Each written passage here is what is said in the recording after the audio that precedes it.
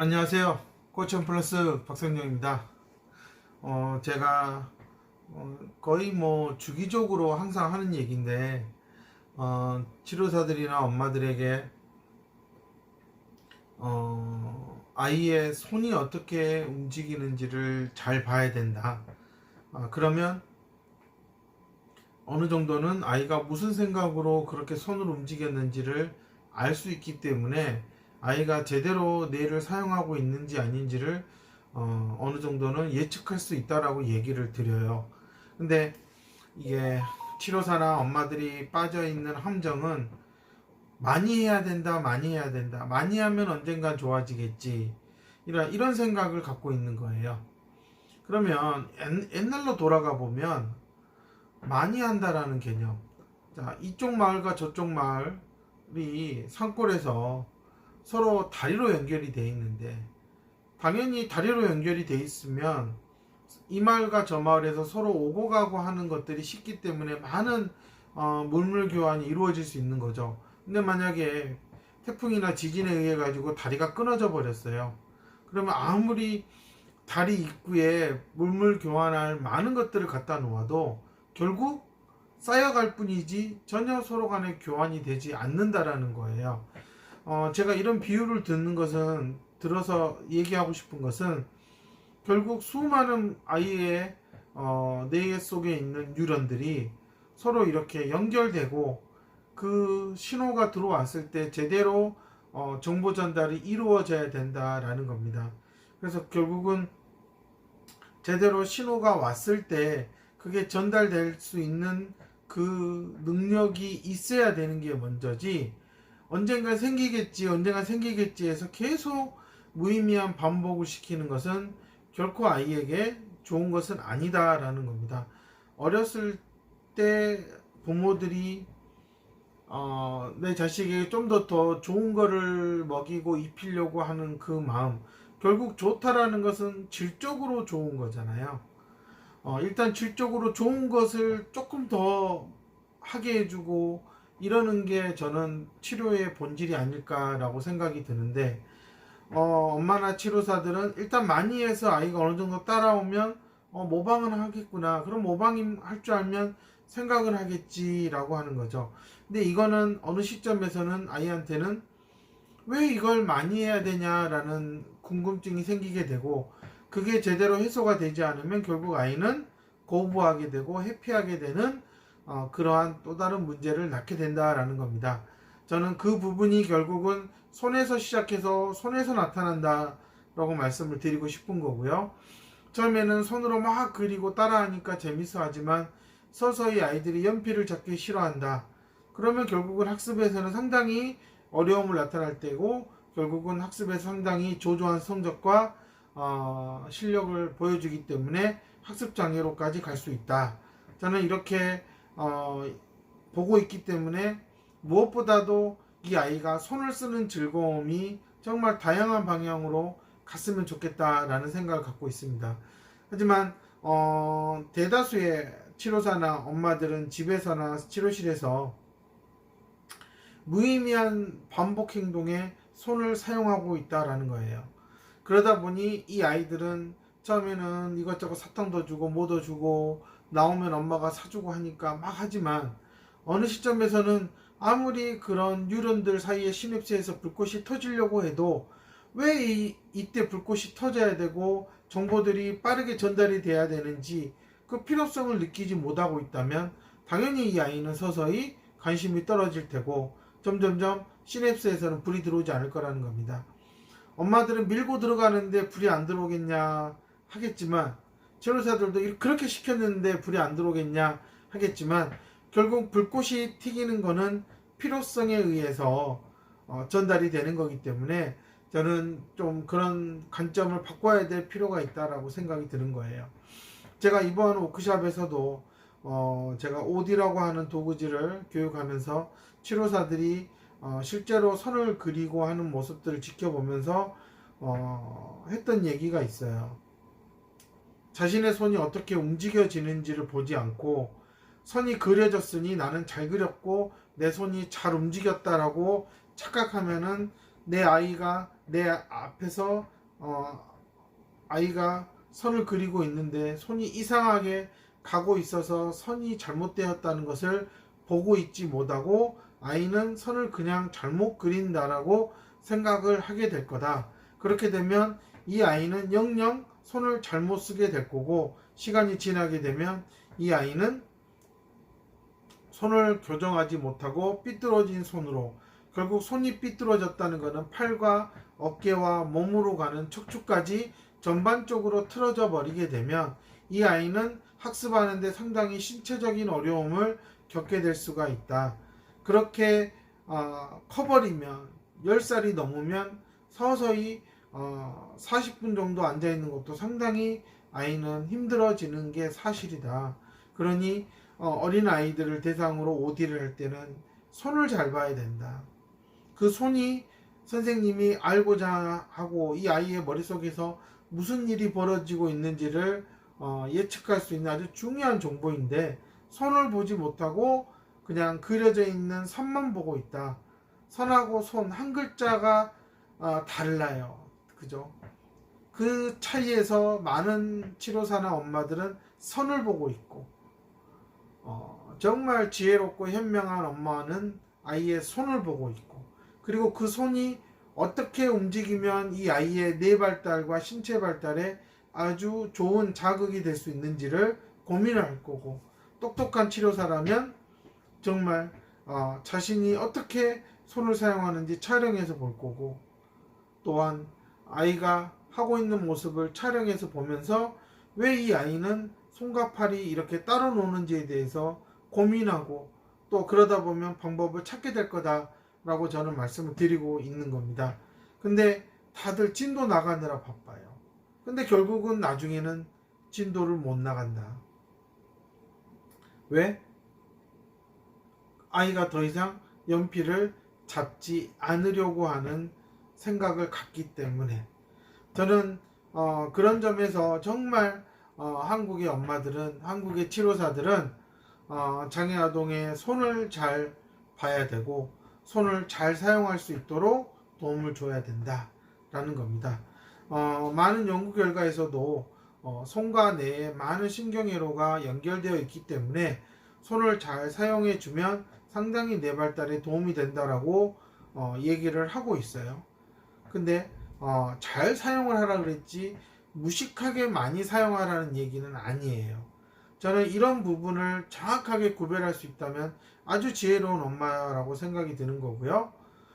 이런 걸 구별하지 못한다 그러면 정말 엄마는 상당히 아이에 대해서 모르는 사람일 수 있다. 또한 치료사들 중에도 나는 언어 치료하느라고 입을 보고 있기 때문에 손을 잘 볼 줄 몰라요. 뭐 놀이치료사는 아이랑 같이 정서 교감을 하고 뭐 그런 걸 했기 때문에 아이의 손이 뭐 그렇게 잘 연필을 잡고 쓰는데 잘 몰랐어요. 많은 변명을 할 수 있을 거예요. 하지만 FI를 한다고 하는 사람이 첫 번째 도구지 OD를 하면서 못해도 3개월에서 6개월 동안 이 아이가 어떻게 도형을 인식하고 손을 그리는지, 손으로 무엇을 그려내는지를, 도형을 완성해내는지 볼 텐데 못 본다? 그러면 그 선생님은 FI를 할 만한 자질이 없다라는 겁니다. 그래서 제가 손을 보라는 거예요. 근데 손을 보라고 하면 치료사들은 진짜 넋놓고 손만 보고 있는 거예요. 그만큼 이 손이 어떻게 작용을 하고 그게 아이가 몸을 어떻게 써야 되고 이런 것들에 대해서 너무나 모른다라는 겁니다. 이렇게 모르는 사람들이 FI 자격증 하나만 따면 나가서 내가 당신의 아이의 지능을 올려주겠다, 생각하게 해주겠다 라고 하는 거예요. 이거는 정말 치료를 받는다는 장애아동들도 이런 정말 황당무계한 사람이 있을까? 내가 이렇게 삐뚤어지는데 계속 모르고 있어. 근데 이 사람이 나의 지능을 어떻게 올려주냐 이거예요.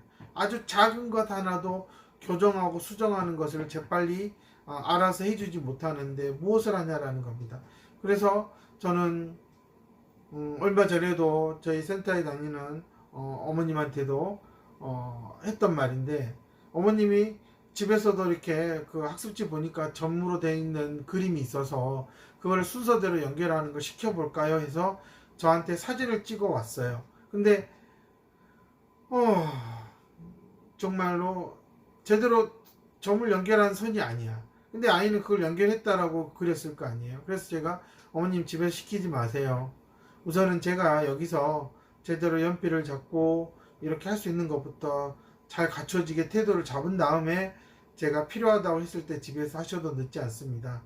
욕심에 집에서 했다가 아이가 헷갈려서 옛날에 그런 잘못된 방식으로 다시 연필을 잡기 시작하면 상당히 어렵습니다. 그러니 조금 기다려 주세요 라고 제가 얘기를 했어요.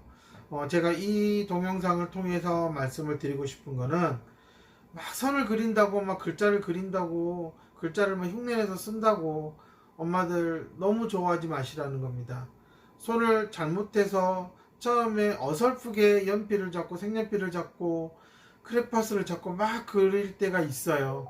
근데 점점 학년기가 다가오면 초등학교에 입학할 시기가 다가워지는 시점이 되면 이 아이는 연필을 바로 잡을 줄 알아야 되고 그 연필을 통해서 그려내는 것들을 잘 그려낼 수 있어야 되는 게 맞는 거예요. 근데 엄마들은 막 그려보면 집에서 시키면 좀 더 낫지 않겠어요? 그러지만 잘못된 습관을 센터에서 배우는 것보다는 집에서 더 굳게 만드는 게 저는 더 비율이 높다라고 생각이 들어요. 그거는 엄마가 냉정하게 생각하고 해야 될 부분이다 라는 겁니다. 더 시켜서 나아지는 경우는 당연히 아이가 올바른 방법을 알았을 때가 맞는 거고요. 엄마도 잘 연필을 어떻게 잡아야 될지 모르고 교정을 할 줄 모른다 그러면 치료사에게 전적으로 맡기는 게 현명한 거고, 치료사는 볼 줄 모르면 정말 연구해야 되죠. 연구하고 수많은 자료를 찾아가면서 아이의 몸을 연구하고, 그래서 이 아이가 손과 팔이 어떻게 연결돼서 뇌발달가 되는지를 고민을 하고, 그래서 어떻게 하면 아이가 연필을 잡고 똑바로 선을 그을 수 있을까 생각을 해야 되는 게 맞는 거예요. 많은 치료사들이, 원장들이 도구지만 이제 사용할 수 있으면 되겠다 싶어서 가서 막 찾아라 그려라 하고 있는데, 그렇게 용 쓰면서 한 페이지를 그린 게 이 아이의 뇌발달에 도움은 절대 안 된다는 거예요. 그런 것들은 집에서도 수없이 엄마가 시키면 되는 것들이에요. 근데 센터에 와서 FI 도구질 통해서 아이가 머리를 쓴다라는 거, 손을 쓴다라는 것은 분명히 아이의 뇌를 구성하고 있는 수많은 신경회로들이 좀 더 견고하게 조직화되어 간다라는 것입니다. 이 차이를 인정하지 못하면, 뭔지 모르면 치료사는 FI를 하면 안 되는 거고요. 엄마들은 그렇게 차이가 있다라면 치료사를 믿고 맡겨야 되는 거예요. 아니, 이런 거는 집에서도 시킬 수 있는데 왜 여기에서 비싼 돈 내면서 아이가 선 그리기를 하고 있냐고 그런 말을 하는 엄마들은 정말 무식한 엄마들이다. 제목 자체가 조직화예요. 조직화. 첫 번째 도구지의 제목이 조직화예요. 그래서 조직화 사고를 키우기 위해서 선 그리기를 하는 거예요. 하나의 보조적인 수업 내용인 거지, 선 그리기라니까 왜 내 아이가 한심하게 그 선 그리기나 하고 있고 도형을 그리고 있냐라고 물어보는 거는 정말 엄마 스스로가 아이에 대해서 모르고 치료에 대해서 전혀 모른다, 그냥 무식함을 드러내는 거라는 거예요. 물론 치료사들 중에도 아직까지 왜 이 조직화 사고에 이 점을 이용해서 도형을 찾는 게 중요한지를 깨닫지 못하는 치료사도 있습니다. 많아요. 아무리 설명해도 왜 그런지 몰라요. 그러니까 자신은 그릴 수 있으니 아이는 못 그리니까 내가 좀 도와주면 잘 그리겠지, 그냥 이런 수준으로 가요. 이게 무슨 치료야? 엄마가 집에서 시키는 거랑 똑같은 거예요. 저는 이제 이런 것들을 봤을 때 FI를 하는 치료사들이라면 선을 본다라는 것은 결국은 이 아이의 손을 본다라는 거고, 그 손을 본다라는 것은 아이의 뇌가 어떻게 작용을 해서 손으로 그 결과를 만들어내게 했는지를 본다. 이렇게 역추적해 가는 사고 시스템을 저는 가져야 된다라고 말씀을 드리고 싶은 겁니다. 다시 한번 말씀드리지만 선을 몇 번 그렸고 몇 개 그렸냐가 중요한 게 아니라 그 선을 아이가 무엇인 줄 알고 있고 어떻게 그려야 되는지, 그런 프로세스에 대한 이해가 갖춰졌는지를 잘 보시라는 겁니다. 초등학교에 입학해 버리면 학교에서 다뤄야 될 학습 내용 때문에 엄마들이 자꾸 이제 그런 쪽으로 방향을 돌리고 있는데, 항상 문제는 가장 쉬운 것들을 잘 다룰 수 있어야지 풀릴 수 있는 거예요. 그런 것들이 서로 얽혀서 복잡한 문제를 만드는 거기 때문에. 하지만 엄마와 치료사들 대다수가 상당히 어려운 문제가 있으면 본질적인 접근을 하지 않고 자꾸 겉으로 보이는 것들을 얼렁뚱땅 이렇게 해보자 라는 식으로 간다라는 겁니다. 이런 부분은 뭐 초등학교 5, 6학년만 돼도 아마 엄마와 치료사들 수준에서는 초등 5학년 수학을 지능이 낮은 아이들에게 가르치는데 아마 현실적인 벽이 크게 다가올 거라고 저는 생각이 들고요. 저는 그런 점에서 섣불리 양으로 접근하지 말고 질로 좀 접근을 해라 라는 겁니다. 엄마들이 아이에게 좋고 비싼 옷을 입히는 거는 확실히 추운 겨울에도 그 옷이 상당히 원단이나 재질이나 그 다음에 여러 가지 그런 뭐 충전재 같은 것들이 이 겨울의 바람을 막아줄 수 있다라는 어떤 그러한 것들이 우수하기 때문에 그렇게 비싼 브랜드의 옷을 아이를 사주는 거예요. 그렇게 질적인 것을 의식주에서는 추구하면서 학습적인 내용에서는 질적인 게 아니라 양적인 걸 추구한다라는 것은 엄마들이 상당히 지금 뭔가 착각하고 있다라는 겁니다. 무엇이든 질적으로 좋은 것들을 많이 하는 쪽으로 가는 게 상당히 좋다라는 겁니다. 저는 그런 점에서 치료사들도 빨리 질적으로 우수한 프로그램을 잘 다룰 수 있어야 되고, 엄마들도 또 질적인 것들이 더 효과를 나타내려면 기다림이 필요하다라는 겁니다. 저는 이제 그런 점에서 이 선 그리기가 너무나 눈에 하찮고 쉬워 보이더라도 분명히 그 과정은 제대로 해야 된다. 그렇지 않으면 많은 학습에서 결과물들이 제대로 나올 수 없다라는 겁니다. 그러기 위해서 가장 아이가 평생 갖춰야 될 아주 중요한 기술 중에 하나이기 때문에 저는 연필을 잡고 선을 그리는 거, 도형을 찾고 그리는 것들에 대해서 엄마들이 좀 시간을 두고 좀 더 체계적으로 접근했으면 좋겠고, 치료사들은 분명히 갖춰야 될 기본 자질 중에 하나다. 근데 내가 연필을 못 잡으면 연필을 자기가 잘 잡아야지, 자신은 이상하게 잡으면서 아이를 들들 볶는 거는 안 된다. 결국 아이는 마주보는 치료사의 손을 볼 것이고, 그 치료사가 연필을 이상하게 잡으면 저 사람도 이상하게 잡네, 그러면서 결국 자신도 옛날의 모습으로 돌아갈 수밖에 없다라는 겁니다. 어쨌든 치료사는 아이를 만나면 만날수록 그 아이가 자신을 보고 따라할 가능성이 높다라는 것을 모방하고 그대로 흡수할 가능성이 높다. 그러면 상당히 아이에게 질적으로 좋은 것들을 많이 접해줄 수 있도록 모델링 해줄 수 있도록 자신부터 변화돼야 된다라는 생각을 저는 꼭 말해주고 싶었습니다. 선을 보지 마시고 손을 보라라는 겁니다. 선이 많은 게 좋은 게 아니라 정말 똑바로 그은 선이 많아야 된다는 거예요.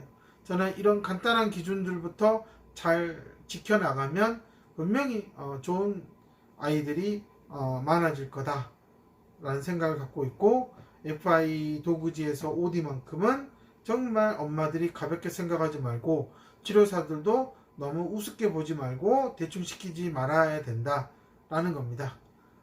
도움이 되었으면 좋겠습니다. 감사합니다.